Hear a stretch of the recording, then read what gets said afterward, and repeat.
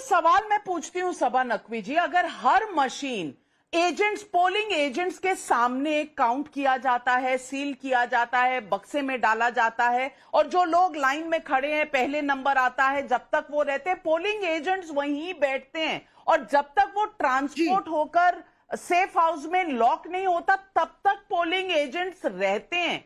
फिर उसके बाद क्या इस डाउट की कोई लॉजिक है, कोई इसका तो मैं समझाती हूँ, मैं डिटेल में आती हूँ नविका जी, क्योंकि मैंने भी बहुत, मैं मानती हूँ ये पार्टी का सवाल नहीं है, ये संस्था का सवाल है। और इसमें वो जो फॉर्म 17 की जो बात है, हम जाते हैं, मानिए कि हम लोग सब जो इस पैनल पे हैं एक ही पोलिंग बूथ पे जा रहे हैं और दबा रहे हैं, हमारा सबका नाम उस फॉर्म में आ रहा है। तो इस बार जो टेक्निकल चीज, मैं इधर उधर नहीं जा रही, मैं इस बार जो शक, और इसलिए चुनाव आयोग को ये शक की गुंजाइश देनी नहीं चाहिए।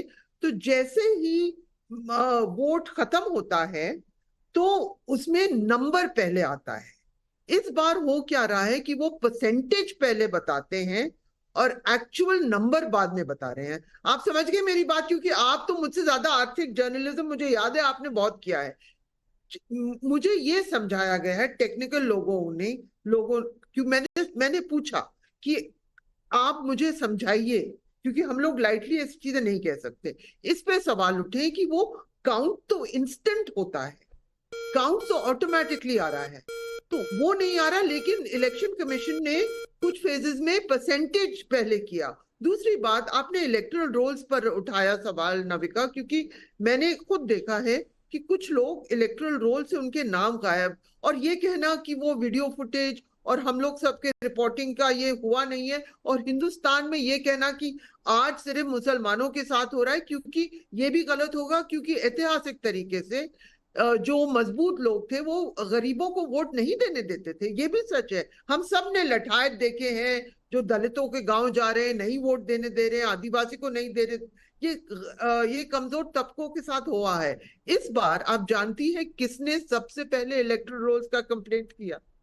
आपको पता होगा, तमिलनाडु से अन्नामलाई ने कहा कि उनके 1 लाख वोटर गायब हो गए हैं। इससे पहले कि यूपी के संभल से ऐसी खबरें आए, उन्होंने कह दिया, क्योंकि वो पहले था चुनाव, कि उनके इलेक्टोरल रोल्स से नाम गायब है। अब इलेक्टोरल रोल्स पर हम लोग बहुत ही सीरियस बात कर सकते हैं, और मैं समझा भी सकती हूँ, क्योंकि मैंने डिटेल में देखा है रोल कैसे बनते हैं, इसमें कमजोरी क्या है। ये पूरा डिबेट, मैं किसी पार्टी पर निशाना, ये पूरा डिबेट, ये संस्था को मुल्क के लिए बिल्कुल हेल्दी बनाने के लिए मैं अपनी आवाज उठाती हूँ। और इसके लिए मुझे ये समझ नहीं आ रहा, जब गिनती पहले आ रही है तो चुनाव आयोग गिनती बता दे, परसेंटेज बाद में बताए। जी ओके, शहजाद पूनावाला जवाब देना चाहते हैं। शहजाद जी, तौसीफ भाई आ रही हूं आपके पास। देखिए, सबसे पहले तो सबा जी को पता होगा कि इलेक्टोरल रोल में नाम न होना और जो वोट पड़े हैं उसकी संख्या को गड़बड़ बताना, ये दोनों अलग विषय है।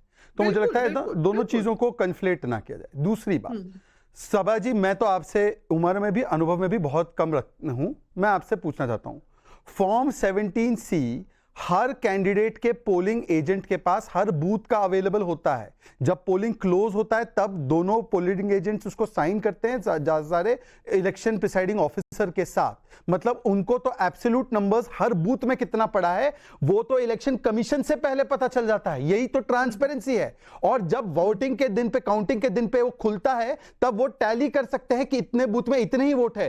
तो मुझे बता दीजिए कि जब ये हर बूथ के लेवल पे हर कैंडिडेट के पास है तो बढ़ाएंगे 28,000 वोट प्रति सीट पे कहां से? आप कल्पना कीजिए लॉजिकली। और आखिरी बात, केवल आखिरी बात, मैं ये कह रहा हूं सबा जी कि क्या ये सिस्टम जो आज ये लोग लागू कर रहे हैं, क्या ये सिस्टम आज से पहले नहीं था? क्या इसी प्रकार से जो फॉर्म 17C देने का, फॉर्म 17C का डेटा इससे पहले कब ऑनलाइन था, वो मुझे बता दीजिए। मैं जवाब देती हूँ शहजाद, क्योंकि ये बहुत सीरियस मुद्दा है।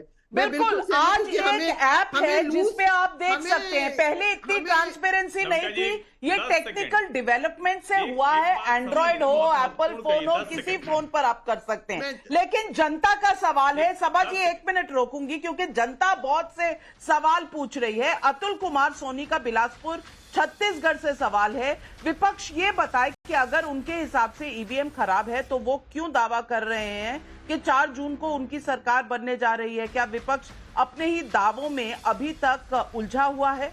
पहला सवाल तो ये है। नरेश चौहान का अलवर से सवाल है, क्या ये सच नहीं कि भाड़े की भीड़ कमोबेश सभी पार्टियां बुलाती हैं?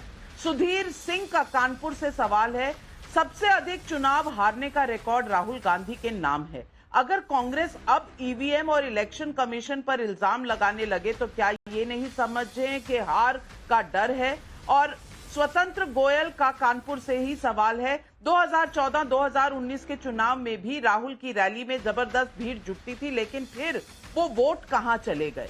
और एक सवाल राहुल सैनी का कन्नौज से है, इंडिया अलायंस वालों को क्या हार का डर सता रहा है जो रोज रोज बहाना कर रहे हैं? पहले मनोज यादव जी आप जवाब दें, फिर तहसीन। देखिए, मेरे पास एक ये पिक्चर है मोबाइल में और ये भी चुनाव आयोग का है। इसमें नाविका जी ये बताया गया है, गोंडा लोकसभा क्षेत्र का मामला है, कि 5 बजे तक लगभग अनुमानित जो आंकड़े आए हैं वो लगभग 50.21% के करीब आए हैं। 5 बजे तक का डेटा ये इस पे। मैं ये जानना चाहता हूं कि अगर 5 बजे तक का डेटा चुनाव वाले दिन शो किया जा सकता है कि 50 पॉइंट समथिंग वोट पड़ा, तो 2 दिन बाद तो आंकड़े सारे आ जाने चाहिए। मान लो डीएम महोदया बिजी होंगी, एसपी बिजी होगा, प्रशासन बिजी होगा, मत पत्रों को, सारे ईवीएम मशीनों को जमा कराने में सब व्यस्त होंगे। मुझे याद है कि मैं खुद गोंडा में मैंने लगभग 3 बजे ईवीएम अपनी विधान लोकसभा की 4 लोक विधानसभा की मैंने अपने सामने सील कराई है। तो कब तक, मतलब कितने 10 दिन बाद देंगे? तो क्या आराम करने चले गए थे क्या? कि हाथ पैर में दर्द ज्यादा था तो हाथ पैर में तेल मालिश करवाने चले गए, जो 11 दिन बाद आंकड़े चुनाव आयोग प्रस्तुत करेगा? ये एक संदेह पैदा करता है। और ये चुनाव आयोग की जिम्मेदारी है, सरकार की जिम्मेदारी है, संस्थाओं की पर जिम्मेदारी है। आपका जो संदेह है वो जाने का नाम ही नहीं लेता, और आप पर किसी का संदेह हो उसका आप जवाब नहीं देते। तो आज तौसीफ भाई आपसे पूछना चाहूंगी, आज ममता बनर्जी के खिलाफ इतना बड़ा वर्डिक्ट आया है कैलकाटा हाईकोर्ट से, और वो कहती है मैं नहीं मानती। ये कॉन्स्टिट्यूशन बचाने वालों का ये रवैया रहेगा कि भाई अगर हाईकोर्ट ने कुछ कहा है तो मैं नहीं मानती, क्योंकि ये क्या जो प्रधानमंत्री आरोप लगा रहे थे वो आज सच साबित हो गए?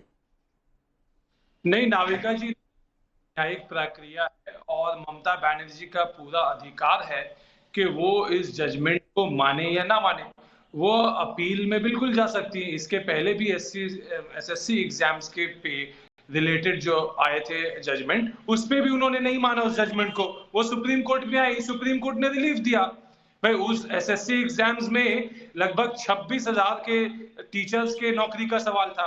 आज जो है, आज 5 लाख के लगभग ओबीसी सर्टिफिकेट्स का सवाल है। लोगों के ये तो मुद्दा तो किसी पार्टी का नहीं, ये मुद्दा जनता का है। 5 लाख ओबीसी सर्टिफिकेट आज जिनके पास में है वो तो जनता का मुद्दा ही उठा रहे थे प्रधानमंत्री मोदी, लेकिन प्रधानमंत्री उठाए तो गलत, विपक्ष उठाए तो सही। ईवीएम में दिक्कत, इलेक्शन कमीशन जो संवैधानिक संस्था है उस पर विश्वास नहीं, कैलकाटा हाईकोर्ट कुछ कहे संवैधानिक संस्था है, जुडिशियरी है, उस पर विश्वास नहीं। अगर वो इलेक्टोरल बॉन्ड पे कह दे कि बीजेपी गलत है तो विश्वास है, तालियां बजेंगी। अगर इनके खिलाफ वर्डिक्ट आ जाए तो विश्वास नहीं।